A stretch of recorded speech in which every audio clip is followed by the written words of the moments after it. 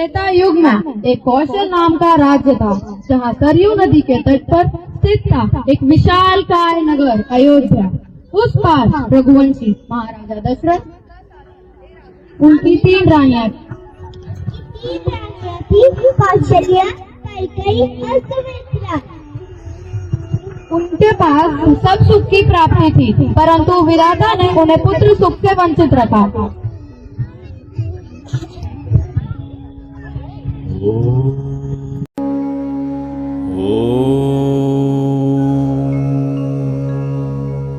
सूर्याय नमः।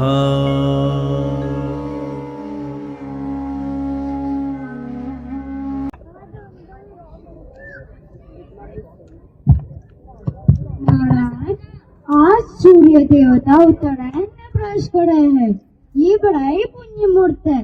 इस मुहूर्त में कुल देवता से जो प्रार्थना करोगे वो अवश्य मिलेगी।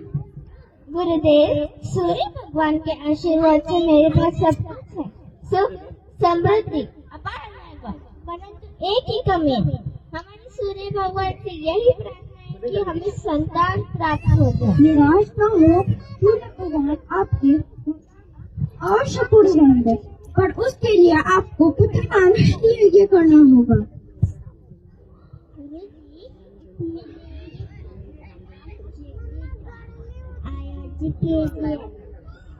और हम देवी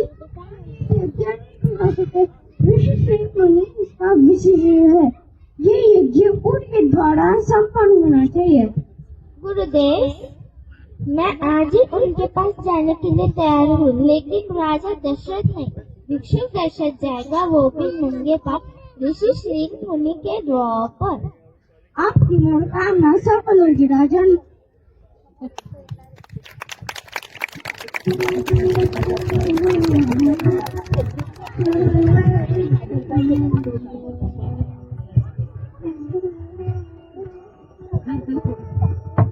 चला एक राजा जोगी को मनाने, चला एक राजा जोगी को मनाने।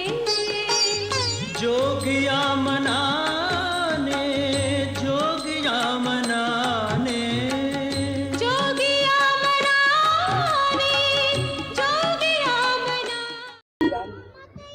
प्रणाम गुरुदेव। हाँ जनपद आपकी बात, हम अवश्य ही आपके साथ चलेंगे। चलिए गुरुदेव।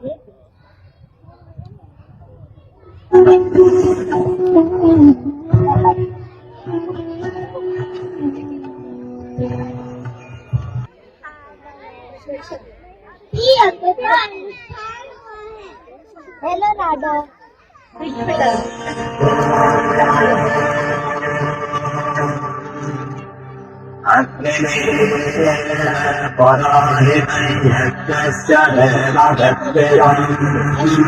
भी आ रहे हैं।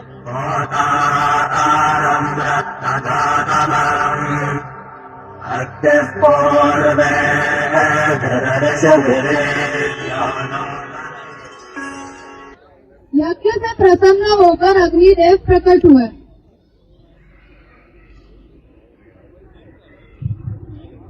नंदन अयोध्या नरेश, ये पवित्र खीर आप अपनी रानियों को खिलाइए, आपकी मनोकामना अवश्य पूरी होगी।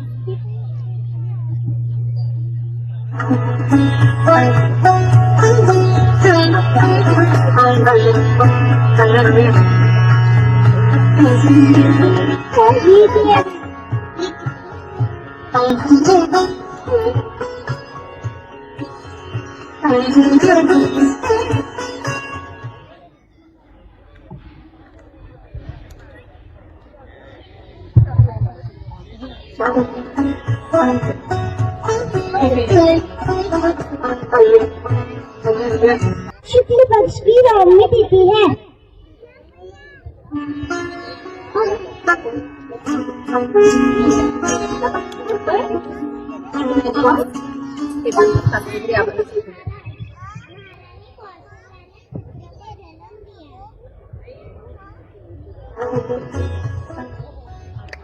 हमारा रानी कौशल्या से अभिनंदन करिए।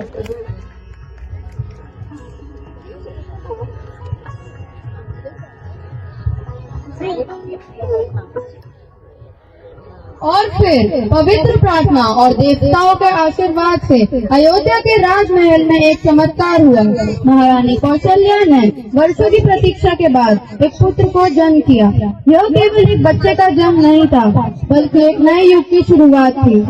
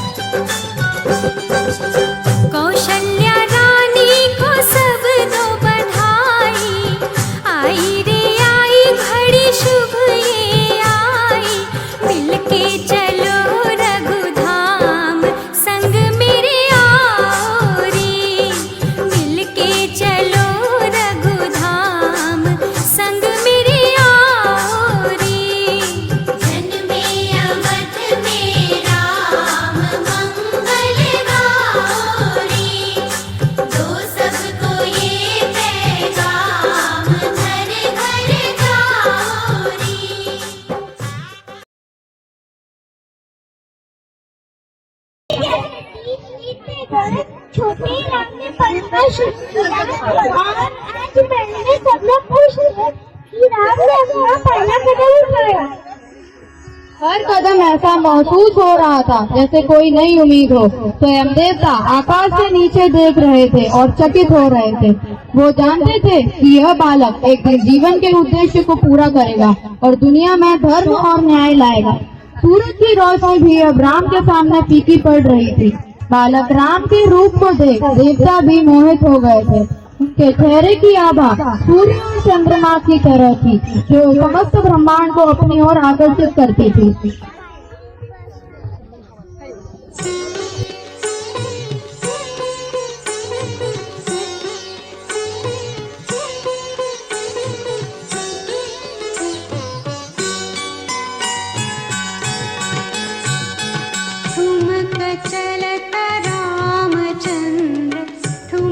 चलत रामचंद्र बाजत पैजनिया ठुमक चलत रामचंद्र बाजत पैजनिया ठुमक चलत रामचंद्र।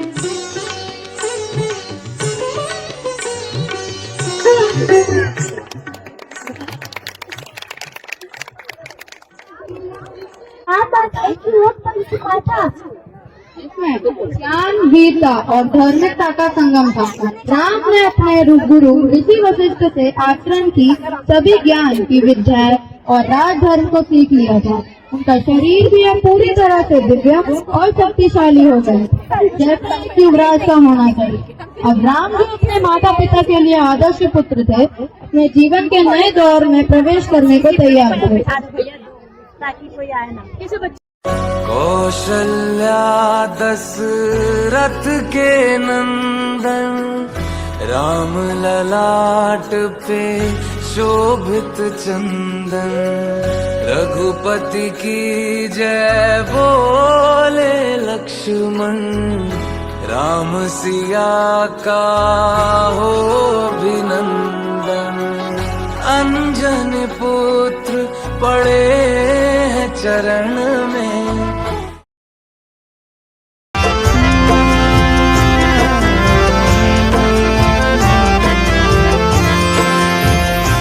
राम को देख कर श्री जनक नंदनी बाग में वो खड़ी की खड़ी रह गई। राम को देख कर श्री जनक नंदनी बाग में वो खड़ी की खड़ी रह गई। राम देखे सिया माँ सिया राम को चार अखियां लड़ी की लड़ी रह गई। राम देखे सिया माँ सिया राम को अपनी तीन पुत्री सीता के स्वयंवर का आयोजन किया है। पूरे राज्य में उत्सव का माहौल है क्योंकि सीता अपने ज्ञान और सौंदर्य के लिए प्रख्यात हुई थी। अपने जीवन का चयन करेगी जो भी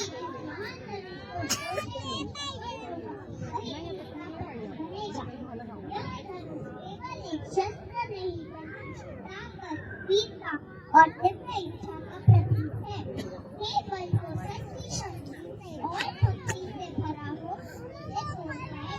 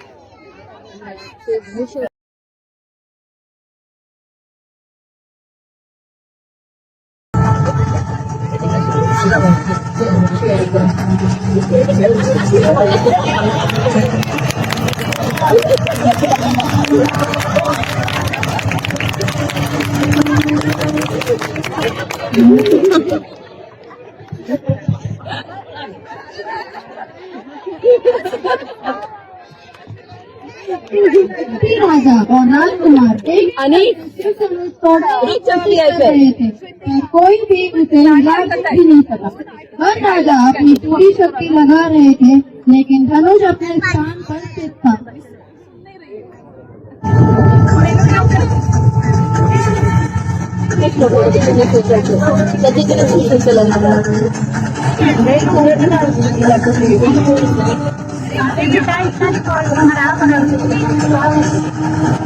रावण, मैंने 3 लोगों कैलाश पर्वत को अपने एक ही हाथ से उठाया है।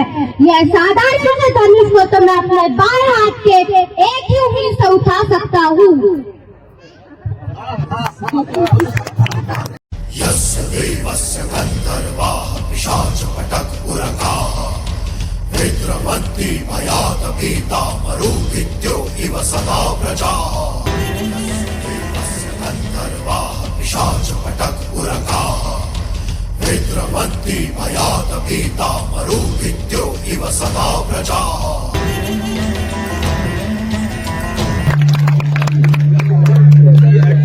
यह क्या हो रहा है कि कोई भी राजा में इतनी ताकत भी नहीं कि वो इस धनुष को हिला भी सके। क्षमा करें महाराज, पर कहने का आप मेरे भाई का अपमान कर रहे हैं। पूरे आर्यवर्त में ऐसा कोई नहीं। यह तो धनुष उठाने के बाद ही पता चलेगा। जाइए भैया, उठाइए धनुष और दिखा दीजिए इन सबको।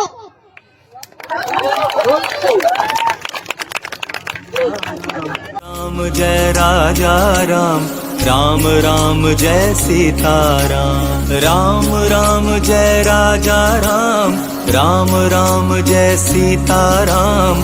राम राम जय राम।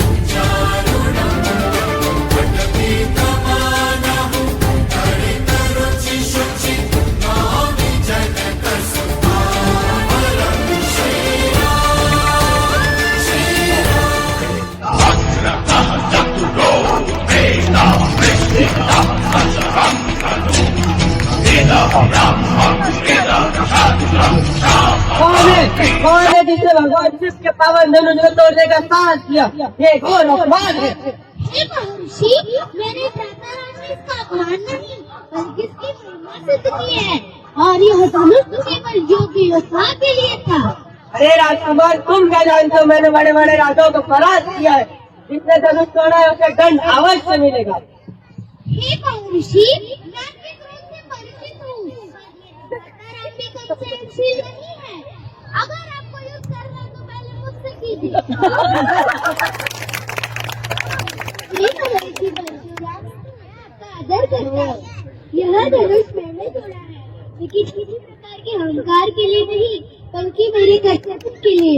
यदि अपराध है तो मैं आपका निर्णय सहज स्वीकार करता हूँ।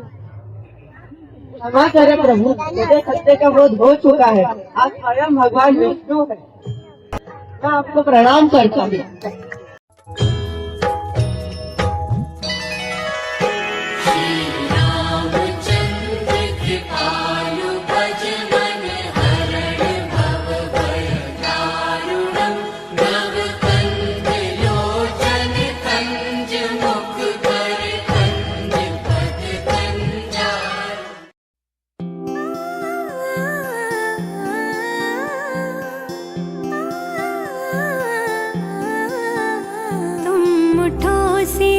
श्रृंगार करो, शिव धनुष राम ने तोड़ा है।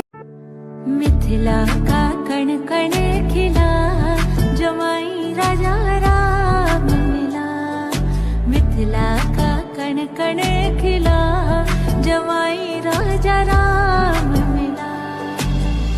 जनक सुती संग तुम रहियो ऐसे, कनक कली पर भवराहो जैसे, कनक कली पर भवराहो जैसे।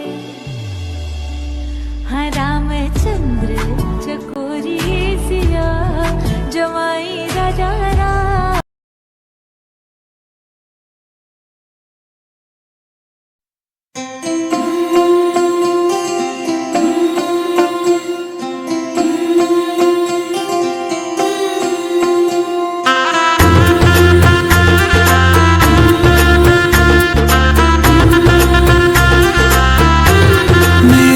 चौखट पे चल के आज चारों धाम आए हैं। बजाओ ढोल स्वागत में, मेरे घर राम आए हैं। कथा शबरी की जैसे जुड़ गई मेरी कहानी से। न रोको आज धोने दो चरण आँखों के पानी से। बहुत खुश हैं मेरे आंसू के प्रभु के काम आए हैं। बजाओ ढोल स्वागत में, मेरे घर राम आए हैं।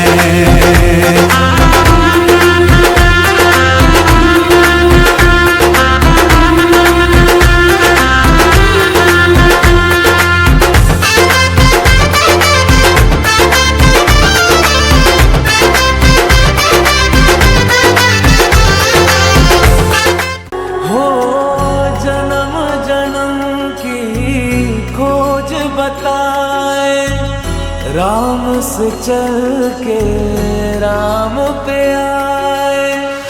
प्रेम कोई हमें और न जाने, राम से रूठे राम से माने। राम सिया की करुण कहानी, एक है चंदन एक है पानी। राम सिया